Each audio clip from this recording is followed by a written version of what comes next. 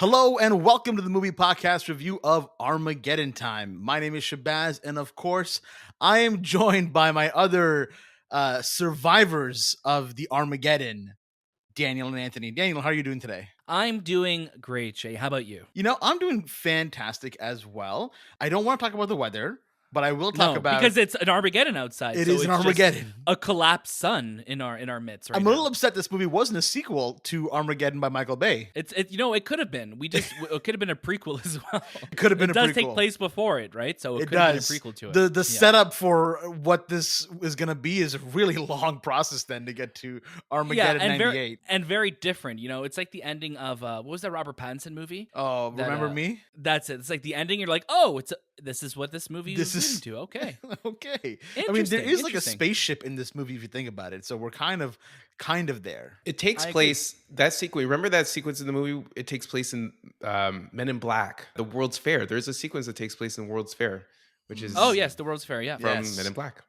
Absolutely. And that other voice you're hearing, and if you're looking at us on YouTube, seeing is Anthony. Anthony, how are you today? I'm doing well. I'm here and I'm ready to review this movie. I want to first shout out. We all have our new mics now. You guys have caught up to me. You guys realize this is the mic game that we need to have, and I'm loving what I'm seeing here. I mean, Daniel, you've got your mic going on. Anthony, you've got yours. How do you guys like your mics so far? The mics are great. I'm so glad that Shay thought of this idea of like, hey, let's all get new mics right Yeah. now. I paved the way. It was all Shahbaz's idea, 100%. Yeah. I'm happy that we're all kind of unified mic wise, because like when we're here recording, we all have the same mics, and then when we're remote, then we all have the same mics too. So quality wise, we have a very high bar for quality on the movie podcast. So it's nice to have that. We're not sponsored by Elgato in any way, but if Elgato, if you would love to sponsor us, we will email is in the description. We will accept.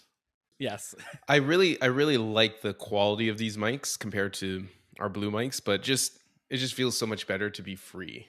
You know, this is Yeah. because the blue is just, you always felt like you had to be really close to it. This one is like pointed at your mouth and it just works well. We have the whole, I personally have the whole setup. So it's just all professional for our audience. We always thinking about you guys. Make sure that the audience gets the best voice we can possibly give. And here we are. And here we are, almost here there. we are. We No. just got to get Anthony to fill up his shelf. That's all we got to do now. Anthony, fill up your That's shelf. all we got to do. Get it to a Yeah. point where it doesn't have one house Dude, on there or two You houses. know, I was thinking of like 4 or 3. 5 books, but then the mic and all this stuff took that cost away. But it will, there's Christmas around the corner, and Right. true. I'll just take out a loan. I heard the interest rates have gone up this week, so Banks are very That's good. generous too. Well, I mean, what the good thing is, I mean, that we have great audio. That means that going into next year, we're getting so close to 2023. Anthony, I believe you're almost in 2024. We're going in with a bigger budget, with better effects, better lighting, everything. So this is not just a podcast anymore. This is a full show experience. This is like 40x at this point. I think we're going to people's houses. It's a whole audio visual experience. You've heard of Extravaganza. IMAX, you've heard of Dolby Atmos, you've heard of Dolby Vision. What's now ours you're called? in the movie podcast. We're in the movie Oh, podcast. that's it. We're our own. That's it. That's I love all you it. need to know. You're in the Yeah. TMP U, which is a TMP, TMP universe. zone? Yeah, TMP zone. TMPU. Isn't that the Timpu? new isn't that- Timpu? Timpu? Yeah, I don't like that actually. Also, isn't I don't the like new it, man. Toronto University that we just have now as well? TMU. Hey, man. Hey, TMU, Toronto Man's University. Toronto Men's University. Well, you know Yeah, I what? love it. Speaking of university, you can learn a lot about the movie podcast every single Monday. And throughout the week, we drop review episodes, interviews as well. Make sure you're following us at the Movie Podcast on Instagram, Twitter, TikTok, Letterboxd, MySpace, LinkedIn. We're everywhere. We're everywhere. We are. We're everywhere you don't want us to be sometimes as well. And while we're there and while you're there looking at us, maybe leave us a 5-star review on either Apple Podcasts, Spotify. Email us. The subject matter could be 5 stars and the message could just be 5-star emojis, and we will accept that as well. We Right? accept it all. Yeah. We're happy with anything. We just want you to write into the show, and I think the biggest thing is, I was going to make a joke, but I'm like, no, I'm going to go for the sentimental card. We just want to have a great community of movie and show lovers. Like that's We all do. we want here, And we just have that wanna- already. We do. Let's keep it growing. Let's make the family bigger. Yes. we want And more. You can We email want more us children of the movie podcast. More what? Now we sound like a cult. We are. We're children of the corn, children of the Yeah. No pod. call here. No No. cult. Email us at hello@themoviepodcast.ca, and you can join our Discord as well. We're having some great conversations. Question of the week. And on top of that, we're always talking about just all the different shows that are kind of happening right now. I think I should open up some more channels of new shows that are starting. So we got to look into what everyone's kind of watching right now as well. But our show notes down below have all that information as well. This episode is sponsored by Mubi, and Mubi is a great streaming service for watching all those movies that you kind of were like, oh, I've always wanted to see this movie, but I don't know where to find it. Guarantee you look on Mubi, you'll probably find what it is you're looking for. And if you want to sign up for Mubi, you can go to mubi.com/the movie podcast. That's mubi.com/the movie podcast, and you get 30 days for free. You guys are watching Mubi. You guys are loving Mubi, aren't? Are you guys not? Yeah, we do. It's awesome. It's literally like you said, Shay, it's that streaming service that you'll go just to discover just an entire world of movies that you may have heard about or you've been wanting to see, or something that's been on your your watch list for a long time. And it's great. And I think the thing that we love, and we'll have an ad later in the show that we recorded for it, is that it's all curated. So there's such a love put behind the movies. And I think that's what hits me the most with it, right? Is that it's something that you could tell that there's like a personal human touch behind it. Absolutely. For me, it's more of like those films that they're internationally acclaimed, but you can never find them because they're so like particular or specific. Movie has it. Movie has all those films, and it's like almost going to TIFF every single day. It's weird, but Right. like and truthfully, I didn't expect to love it as much as I did. But yeah, it's a fantastic service. No, it absolutely is. You guys are absolutely right. And again, the movie we're talking about today is Armageddon Time. It will be available in theaters October 28th and in Canada November 4th. Anthony, do you want to hit us with the synopsis for Armageddon Time? From acclaimed filmmaker James Gray, Armageddon Time is a deeply personal story on the strength of family, the complexity of friendship, and the generational pursuit of the American dream. Thank you for that. And Armageddon Time is starring Anthony Hopkins, Anne Hathaway, and Jeremy Strong. So it's a great cast, an amazing cast, directed by James Gray, who I last saw direct Ad Astra. I believe, Daniel, that was your last film with him as well? Yeah, so I saw Ad Astra, and then before that, I saw The Lost City Z. of Z. That was the big one. That was for me, Lost City of Z and Ad Astra, which we have a review of Ad Astra from years ago on the movie podcast. Now that Shay, you and I absolutely loved the film. So yeah, fantastic. For sure. Anthony, what about yourself? I definitely watched the Lost City of Z, which was a really great film, especially that ending was super strange and weird. But Ad Astra also being, I didn't watch it in theaters, I watched it at home, but visually it was stunning. Like just being out in space, um, getting these planets and seeing that world. James Gray did a fantastic job telling it. There was a little bit of an issue with the story of it, Mhm. but other than that, I actually enjoyed my time with Ad Astra just visually for it. That's awesome. Okay, well, Daniel, do you want to give us your first reactions to Armageddon Time? Yeah, Armageddon Time's a very, it's very different from Ad Astra. You have Ad Astra that dealt with a lot of, larger, like it took place in space for the majority of the film, but also when you got down to the root of it, it was a relationship between a father and his son, and a father's pursuit of his father's love, across the galaxy, right? It was like it was a little bit more of an abstract version of Interstellar, minus the crazy Christopher Nolan boundary jumping and wormholes and all that. But what I really liked about Armageddon Time is that you're put into perspective of this kid Paul throughout the majority of the film, and it's his movie, it's his vehicle, it's him going. It's like a coming of age story dealing with his parents, his father played by Jeremy Strong, and then Anne Hathaway is his mom, and you have Anthony Hopkins as his grandfather, who I think for the very few scenes that he has in this movie, I think he does steal every scene that he's in. And of course he does, because he's Anthony Hopkins. But I really love the relationship between Paul and his grandfather in this film, because I think, as a kid, you really see the world differently than everyone else, and you have that innocence to you that you're dealing with the world around you. This film's taking place in the 70s, so you're dealing with a lot of different racial issues that are happening, and this kid is, he's seeing what's happening in the world, but he's also not affected by it. Or in the 80s, sorry, Anthony, thank you for correcting me.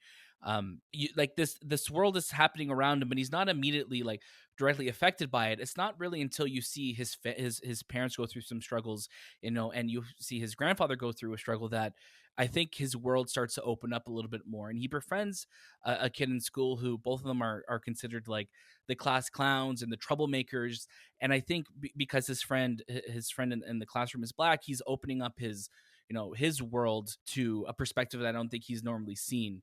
And I think that's where this movie is at its best. It's when it's focusing on the friendship between these two kids going through like their days together, field trips at school, getting in trouble together. I really like that a lot. Where I feel this movie starts to, kind of come a little bit undone is when we are seeing more of the family dynamic. Anne Hathaway and Jeremy Strong, they're always great in everything that they do.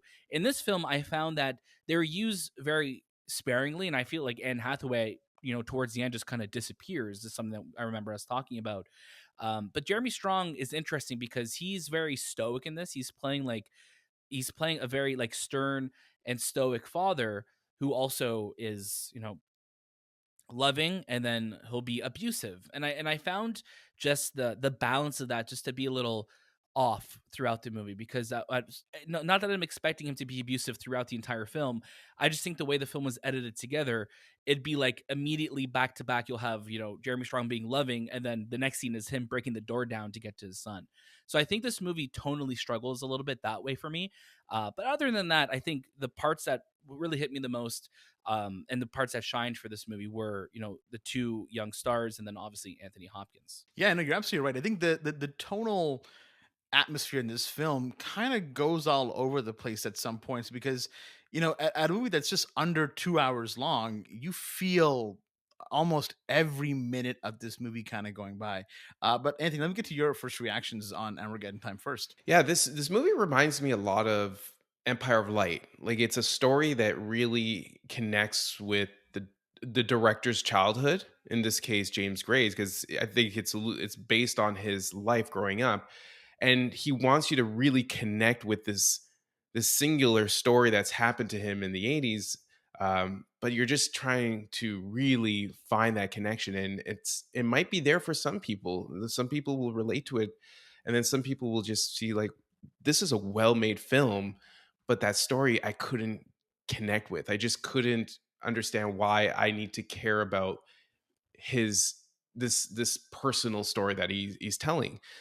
There are great performances, Anthony Hopkins being one of them. Jeremy Strong, we've seen him grow as an actor, and he showcases his talents here. But Daniel's right. Like there are points where he's on the line of being this stoic father, this great dad, but then also being this like menace to his kids at points where it's almost Right. super scary. Anne Hathaway, fantastic. But you have all these great actors and characters, but I feel like there's not a lot for them to do.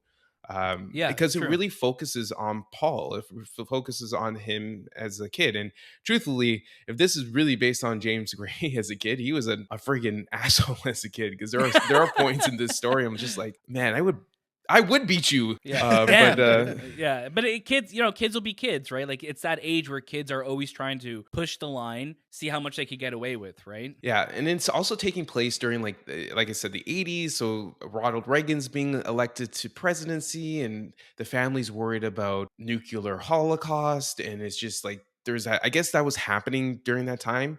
Also, the family is also Jewish, so they're dealing with being in a certain stage of their life and trying to figure out where their kids want to go and how their kids are going to be seen in the future. Because Right. a lot of it is, um, what is my kid going to do? What is he going to do with the rest of his Right. life? And that's what this story really focuses and puts a lot of pressure on James, because he is an artistic kid. He's drawing, he's doing that stuff, but the family doesn't see that. And I think even for me, I guess I related to that in a sense where I come from a creative background, but the family wants me to do other things and be a lawyer, or a doctor, or things that don't interest me. And I could clearly see things like that being relatable. But other than that, I just felt like, what did the director want me to take away from this story? What did he want me to Right.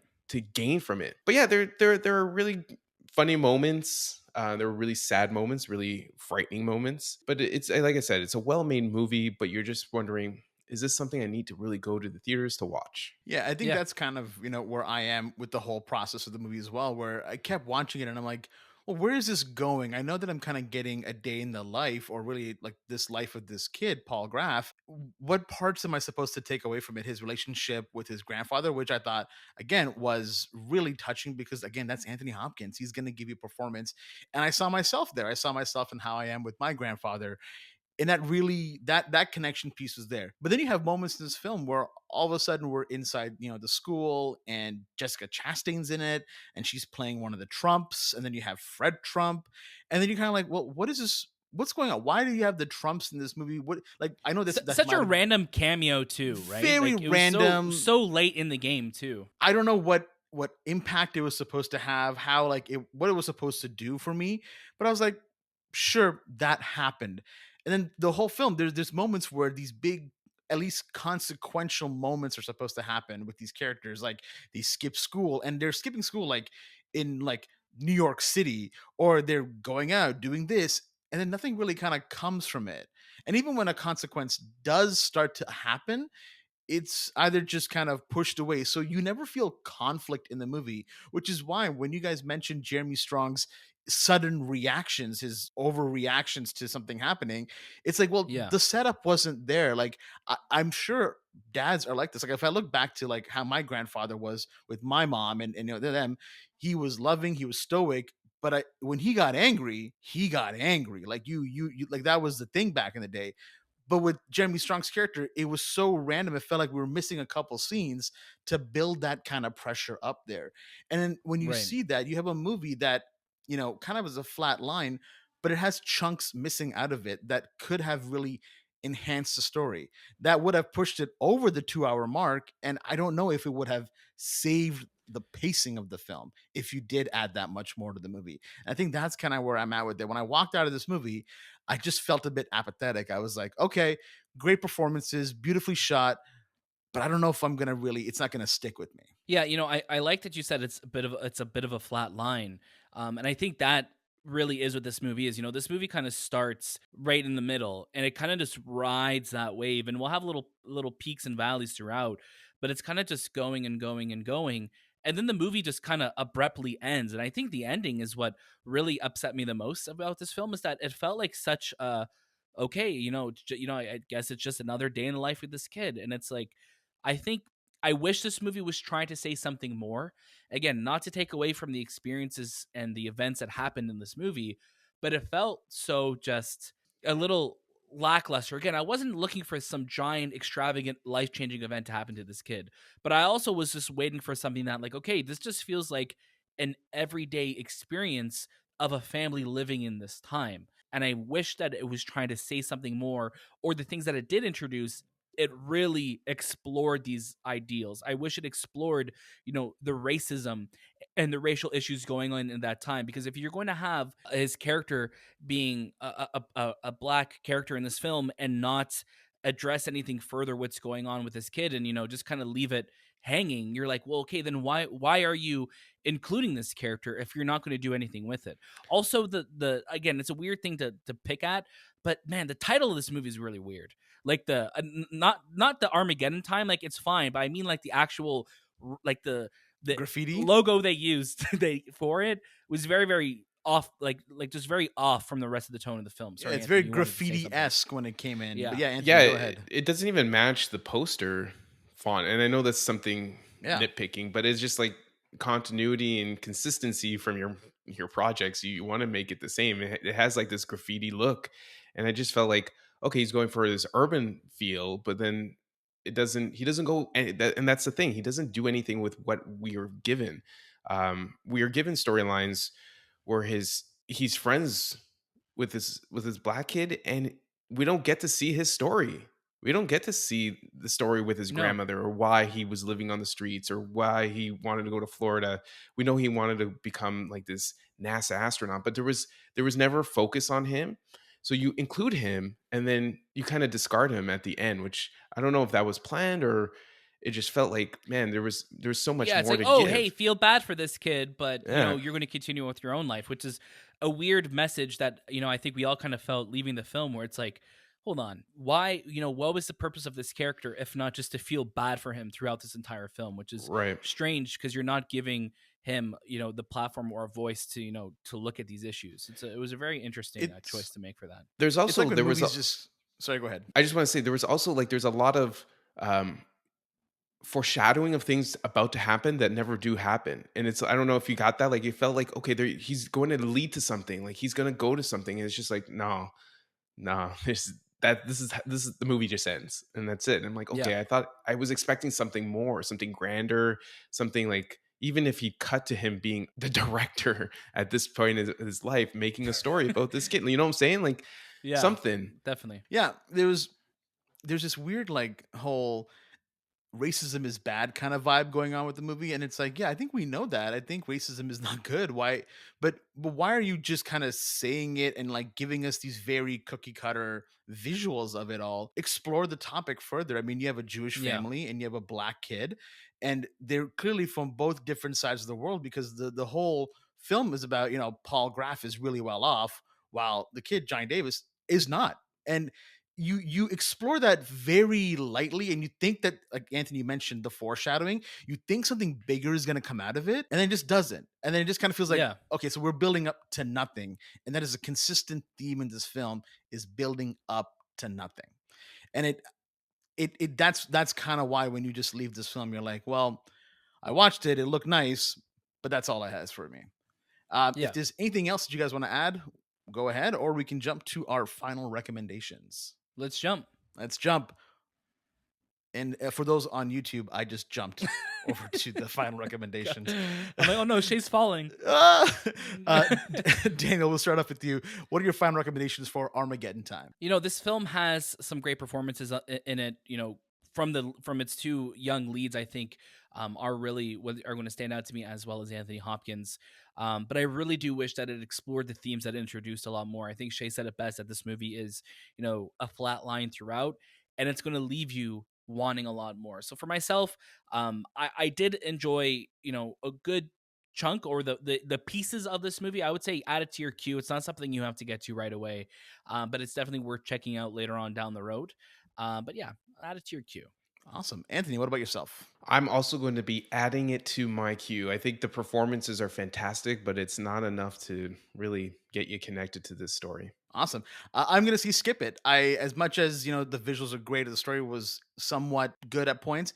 It's something that I'd ever revisit or have someone say like, okay, go and watch this at this point, because there wasn't much there for me. But if you do want to check out Armageddon Time, it will be available in theaters October 28th and in Canada November 4th. Again, directed by James Gray, and has a great cast: Anne Hathaway, Jeremy Strong, Anthony Hopkins. If there's anything else you guys want to say, I'm gonna end the show now. So, like, is that it? You guys are good? No, I would just say, we had an amazing main episode return this week. So definitely go listen to that episode. We talk about, we're all playing God of War Ragnarok right now. We could give you our impressions of it. Henry Cavill's returned, to DC, and, it was nice. It was awesome being back. And then we have another really great interview too that we dropped this week for Pray for the Devil. So if you're looking for some spooky content, For the devil. we got you. So does the devil. I also heard that we're gonna be having some new interviews soon, but we can't say what it is yet. Shay, having a highly successful podcast like ours, these celebrities are just begging us all the time. Hey guys, let me come on the show. Please. Please. Yeah, Keanu Reeves, Leo, all these guys, just like George Clooney's like, can I come on? Like, George, we'll see if we have time George, for you. we okay? don't have time. Like, George, we have to move on. You're in Bali. As always, you can catch a brand new episode of the Movie Podcast every single Monday, and watch out throughout the week, because we have reviews and interviews, these secret interviews coming out soon. So keep your ears to the pavement. Is that what they say? Or you're in your headphones. Keep your ears in your headphones. Oh God. Yeah. But also make sure you're following us at the Movie Podcast on Instagram, Twitter, TikTok, Letterboxd, and you can review us on Apple Podcasts and on Spotify. We like 5 stars. So if you could leave us 5 stars, it costs you $0. Something else that costs $0 is our sponsor of the show, Mubi. Mubi.com/the movie podcast gives you 30 days free of amazing content, movies that you're just like, I've heard about this. People have been telling me to watch it. Now I have no excuse to not watch this movie. And as we're leading up into the spookiest day of the year, November 1st, no, I'm kidding, October 31st, there's some great horror movies on there that will really scare the Armageddon out of you. Yeah. Again, that was this time of the movie podcast, and we'll see you next.